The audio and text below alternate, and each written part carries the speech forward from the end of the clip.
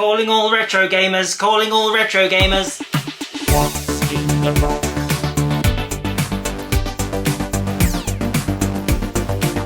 I think I love retro games. What's in the box?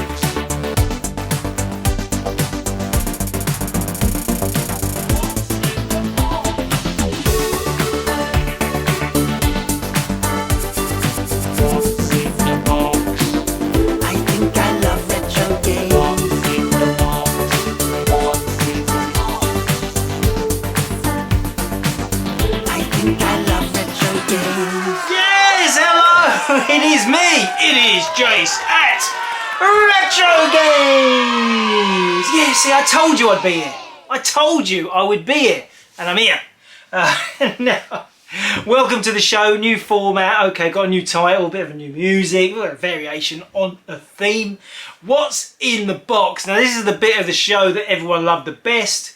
Me going through all the new stuff. If you're new to this channel, if you're new to our videos, I run and manage and have done for nearly 30 years the retrogames.co.uk website, and we buy and sell vintage. We were the first people ever to concentrate on retro only stuff. We were the first seller of retro game stuff in the world, and I am the first retro gamer. Now, I say that a lot.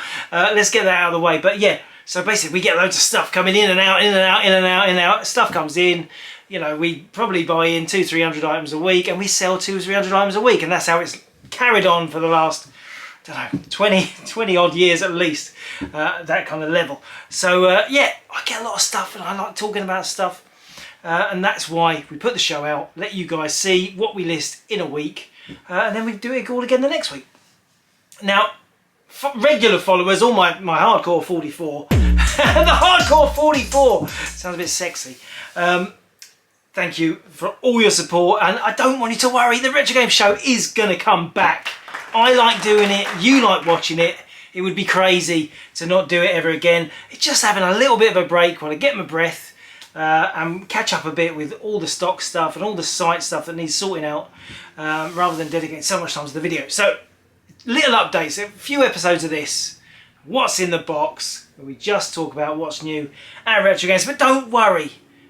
The Retro Game Show will be back. I don't want you to think, oh, I like all that old stuff, talking about all the comments and stuff. And I will invite comments again, and I will say, if you guys are commenting on these videos, I will save them up, and we will use them in a future episode of the Retro Game Show when it comes back.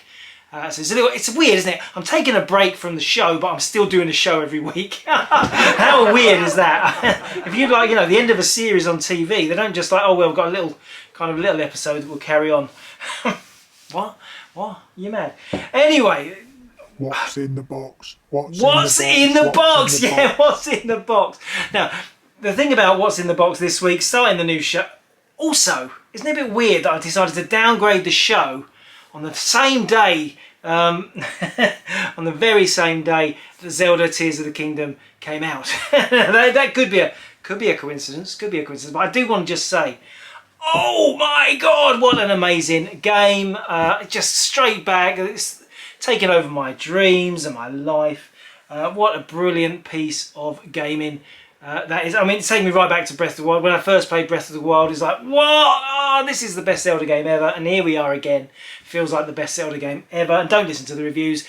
It's amazing. It's amazing. Now, funny enough, I probably know all the collectors. Over the years, I've probably discussed all the serious collectors of video games all over the world. We've all had a chat. I've chatted with most of them. I know about their collections. They know about what we do. And there is an element of retro gamers who don't appreciate new stuff. No, I'm not playing anything on Switch. It's too new. You can't. I've made it very clear over the years. I still love new stuff. I still love the new stuff. And can you really compare something like Tears of the Kingdom, the amazing Zelda Tears of the Kingdom, to some of those old games? Those old games are precious. They are beautiful historical monuments, and they are brilliant to play. Loads of obviously, I am an advocate of retro gaming. I am the king of retro gamers. But you cannot ignore the amazing content being put out by some game developers these days. And Tears of the Kingdom, what we're talking, like 2,000 people have spent 6 years making that game. I mean, they never put that much effort into a lot of those old classics. There's nothing on the Commodore 64 that warranted that kind of, you know, that kind of work. It's just such a huge thing, isn't it? You've got to appreciate the new game. So if you've been thinking, no, new games is all first-person shooters, I don't like it, think again. Just think again. Get back to the Switch. Play Breath of the Wild. Play Tears of the Kingdom, and you'll go, oh my god. Yeah, Nintendo are still churning out incredible games, and that's why we love them, and that's why they're probably the most popular of all the retro formats. Nintendo, because we love the heritage, but we also love the old games. You know, there's much joy in an old NES game as there is. Well, there is. There's not as much joy in any NES game as there is in Tears of the Wild and Tears of the Kingdom, and I've said that now. And you guys are going, what? What, you Philistine? Well, I'm just saying. It kind of reconjures all that magic of why we fell in love with gaming. It still can go flourish to the surface when you play something like Tears of the Kingdom. And I've probably only played 20 hours in this last week, you know, just cramming it in. But I feel like I've just scratched the surface. That game is so huge, full of surprises. It's like being a kid again. It's like being a kid again. Thank you, Nintendo. I love Nintendo. There we go. Okay, let's carry on. What's in the box? Now, we're going to start with something on our old favourite company name. Something from Atari. Atari in the house! Yeah! Yeah, Atari. Now, this is a strange week to do a show focusing on what we've listed on the site because we are still up to our necks in hardware sorting and testing. It's all been hardware again this week. It's the second week in a row we have concentrated solely on hardware, and I think it's going to carry on next week because there is still so much stuff to sort here. It's all in several locations. We've got spares out of control because we get sent so much stuff, and the hardware kind of gets put to one side while we concentrate on the games because the games are easy. It's easy to list the games, easy to test the game. It's not so easy to get an Amiga firing up, you know, with all the bits and pieces and make sure it all works. So it's harder job, so it gets left, and then we come to a period like this when we just suddenly like, oh, we've got to crack on with the hardware sort, which we have been, Check my cameras. I didn't check my cameras, did I? Oh, hang on. I tweaked my camera then. I tweaked my camera. Anyway, so I'm going to show you some hardware stuff. Okay, I've got some stuff in the box, but hardware. And the first thing is this. Yes, it is an Atari SM124. Now you're thinking that looks incredibly dull, Jace. It might look incredibly dull, but I think it's one of the cutest. I'm going to put it on the floor. Put the box on the floor. One of the cutest monitors ever made. Yes, it came out very early, 1985, for the Atari ST. But it's monochrome. It's a hybrid, but it's just the cutest thing. Look at this. When I put it, look at that. Is that the most cute monitor? Doesn't that just look epic? And you think of that with your Atari 800 sitting in front of it. That would look amazing. Well, it's Atari ST style, but it's just very, very cool. I don't know. I don't usually get that excited about monitors, but Atari monitors, and it's cheap. It's cheap. It's 50 quid, I think. 50 quid. Fully tested, working. We played some ST stuff on it. And don't worry, because if it sells really quick, I think we've got a couple more tucked down the back of the warehouse. So they will be coming back into stock quite soon if we carry on sorting out hardware. So anyway, just to kick us off, a monitor. And you're thinking, I missed the show, Jace. Yeah, I know. Carrying on, what's next in the box? Well, okay, another thing. Hang on. Yeah, sticking with Atari, we have a 7800. Now, we've shown these on the show before. We had a couple of 7800s going to the stock this week. This one is lovely in the box. Now, the 7800 is the big brother to the to the 5200 and the VCS 2600. As you can see, this has got the proper caps on the joypads. I love it. These are, I've said it before, these are some of my favourite controllers of any console. Lovely thumbstick, and this unscrews so you can have it like a joypad, or you can have these little mini joysticks. I think definitely the joysticks, and they're just very tactile and nice. But let's get the console out itself. Now, it has got the manuals. It has got the manual in the plastic bag. Still got the original plastic bag for the console. But this has been modified now. And how do you feel about modification? As you can see, the console itself is in beautiful condition. Yes, that has still got the plastic pull off. I'm not going to do it. You might remember I did it to a Game & Watch and lots of you got cross. This has got, you can see it's bubbled across the Atari logo. That is brand new. You pull that plastic, that's going to be shiny and new for you. Beautiful. But as you can see, this has been modified. It has got direct cables outputting from it.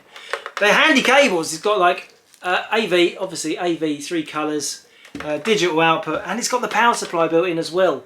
Not the original power supply, that's got a third-party one.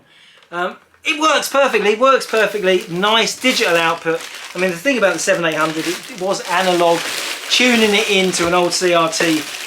So to play it, it's crystal, super sharp, and a nice AV output, lovely. But I don't know. I think it's a bit like the old emulation argument, you know. I prefer things to be original. Yeah. I don't know. I'm not sure where I stand on modified. The convenience-wise, yes, and yes, I showed you that Spectrum that I emulate stuff for the show, and it is convenient. But as a collectible, I prefer my stuff to a original and not untaken apart with a screwdriver and bodged about inside. Is that just me? Is that just me? Moving on. Now this classic. This is. I always think this is cheeky. This is the not granddad. This is your granddad. This is the granddad 3600. So you obviously got Atari 2600. You got a grandstand 3600. This is better than Atari, but we all knew it wasn't. It's just a TV game. But it is gorgeous to look at. Look at that. What a beautiful tone of orange. And look at this guy with his gun, and he's got his ear defenders there, and he's got a moustache. Very 70s looking. We've got some sports guys on the side. Yeah, they're playing football, I think, rugby maybe. You got the Coleco. They got Coleco. You got the. It's because it's Adam. It's not Coleco Adam. It's Adam. Is the grandstand logo. Got some more people there sitting around the TV. I love all this art. You might remember I've done an article about this kind of.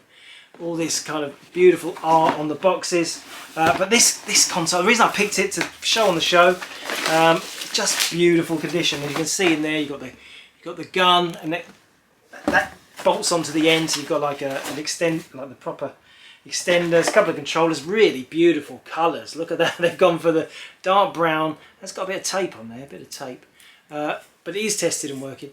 Got brown and light brown, nice classic combo. But look at the condition of this. Isn't that incredibly beautiful? And there's no digs where the cable's been laying on it. I just thought, wow, that is a beautiful example of a 1979 TV game. Battery operated, of course, fully tested and working. Very nice, isn't it? Very nice. This is the original packaging bag, like a poly envelope. I'm not going to wrap the cable around the console because that's how you get all those groove and digs. And they've been left stored like that for a while.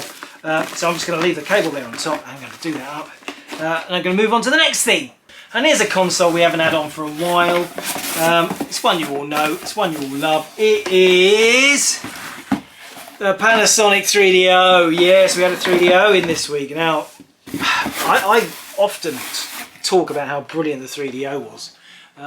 It quickly got overtaken. It's kind of like, you know, it's one of those machines that came out mid-generation. So it was more powerful, you know, than PS1, and everyone was excited, but then suddenly Saturn and PS2 came out and it kind of got left behind. But it was a gorgeous machine built by Panasonic.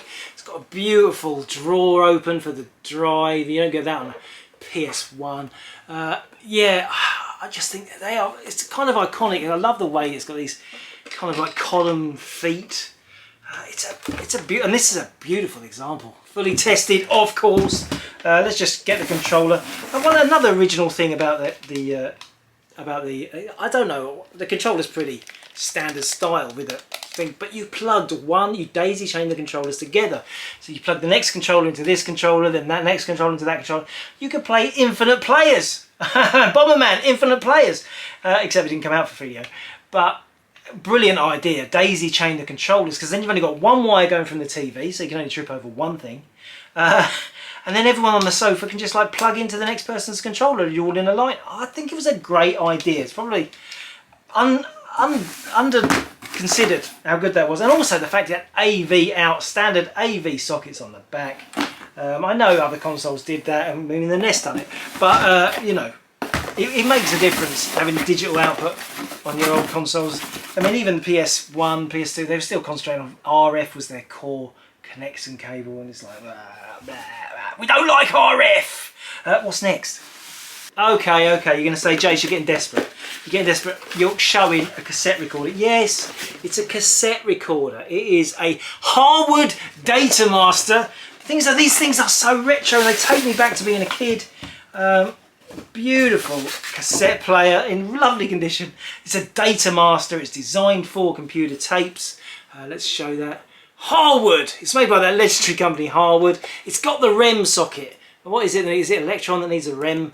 And it's got a DIN as well, and some computers that goes to DIN. Is that Dragon, MSX, BBC? I don't know. All of them. They all need them. And then, yeah, it's got a lovely. Let's do. Oh, stay down. Let's do the eject. Oh. Try again. Oh my god. I pressed the eject button a bit hard, and I've just stuck it. This machine was tested and everything. Loaded games on the first attempt, and I've pushed the button so hard, showing you guys, I've sunk it into the body of the machine. How weird. Ejected once, but I didn't catch it on the camera, so I tried again. Oh, I'll put a downer on that, haven't I? I put a downer on that. It's a shame I had the manual and everything. I'm gonna have to look at that. Might have to get my screwdriver out. Jace, show us something better than that. Alright then, how about this? Oh my god, yes, an original Japanese Mega Drive, the Sega Mega Drive, the original Japanese issue. Isn't that a gorgeous box? Let's put it on the big screen. Ah, look at that. Yes, and I know you instantly you notice the gold 16-bit on the logo. It's very, very similar to the, obviously, the Mega Drive Mini reissue, because they based it on the original packaging. Let's have a look. Let's pull it out. We don't get many Japanese Mega Drives anymore, sadly.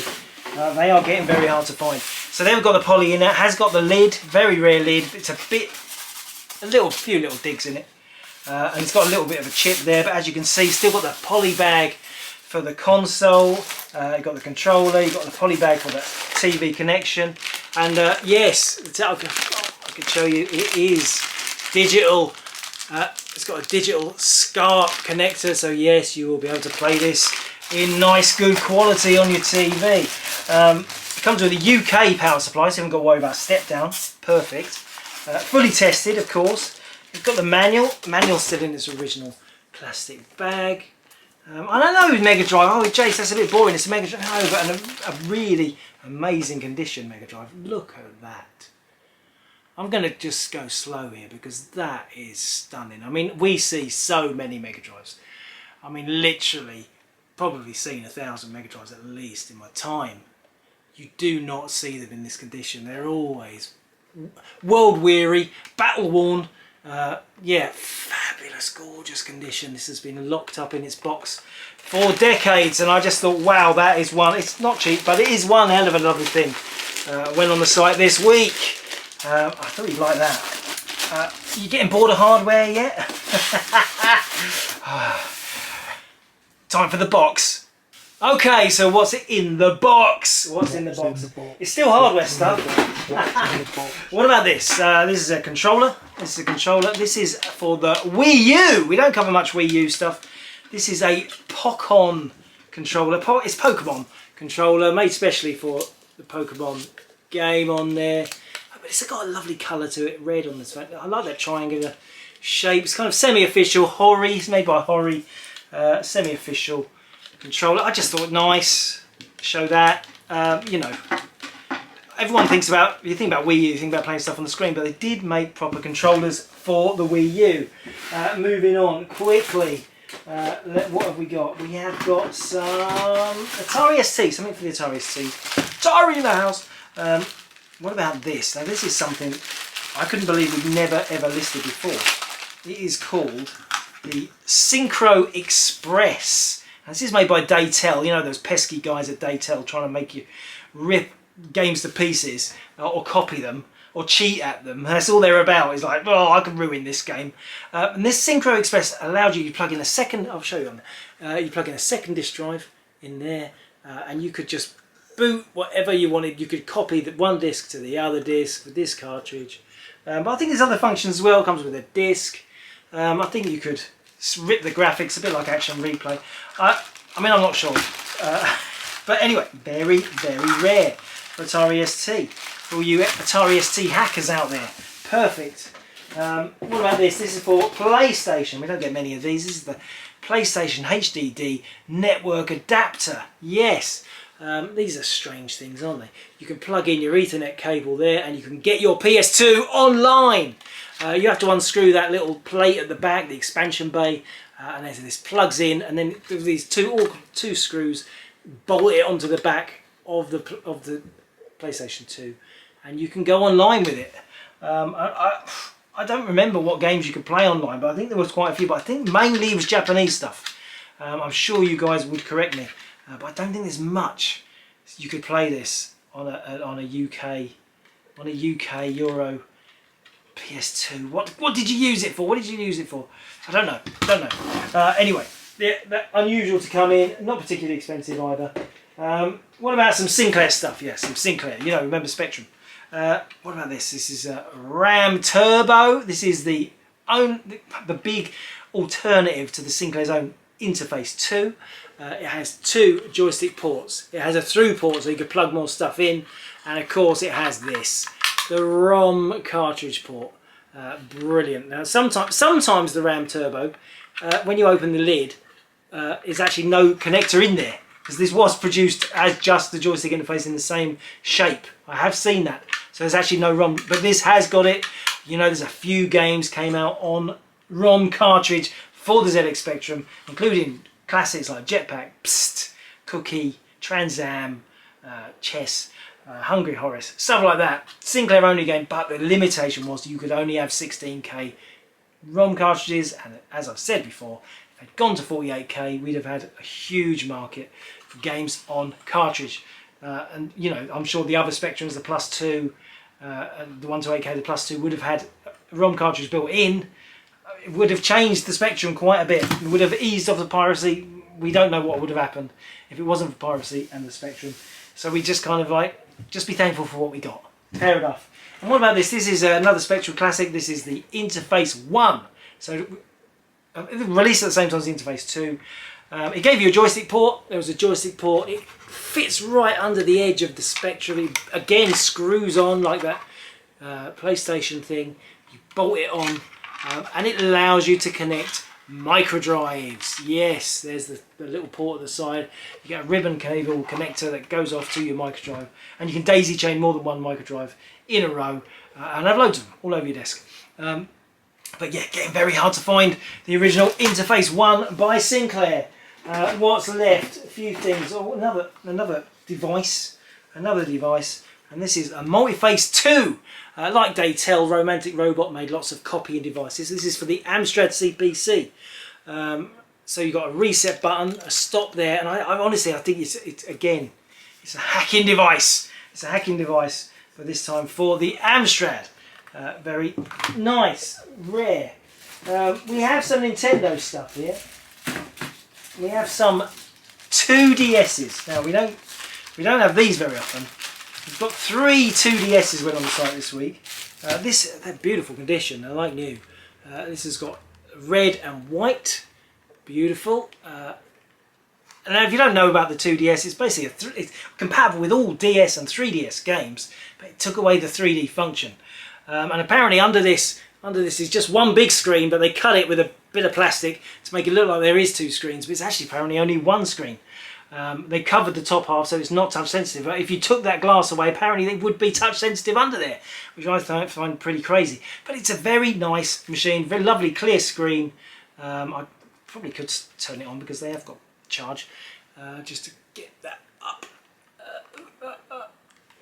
It's slow, it's a bit slow to boot, but it's doing it. There we go, 2DS, you can see, 2DS. Obviously it's reset because it's new. But yeah, lovely. I'll get the other colours out. So yeah, we've got 3 of them. We've got the white and red one.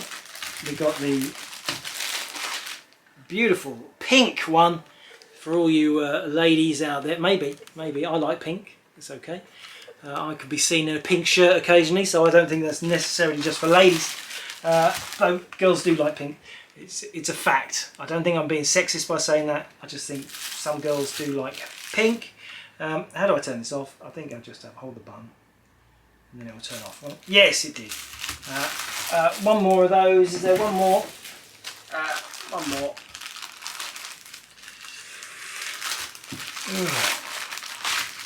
And just a black one. Black there. Black and blue on the back. A couple more things in the box just to finish it off, because this has gone on longer than I intended already. Knew it was going to happen. Pokemon DS Lite this week, as you can just about pick up. There's got the graphic, absolutely perfect condition, but it is Pokemon branded. That was nice. Hit the site this week. I brought in two games I can show you a bit of footage of. This is for the 3DS. It's manual and cartridge only, but it's very rare. It's Dragon 3, 7th Dragon 3. 7th Dragon 3. Check it out.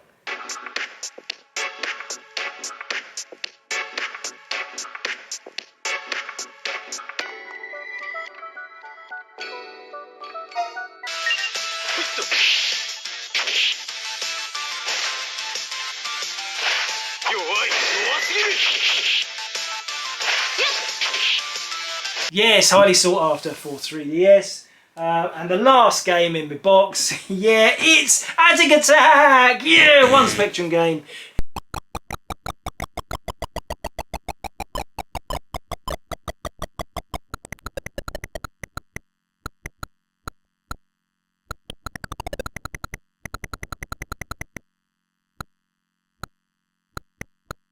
Now, after the furore of Nightlaw and Underworld, suddenly Ultimate started putting adverts out in all the Spectrum magazines, Crash Single User for Alien 8, and we looked at all that. Everyone, we only had a photo, we didn't have a screenshot. We wondered what the heck it could be. How could they top Nightlaw? How could they do anything?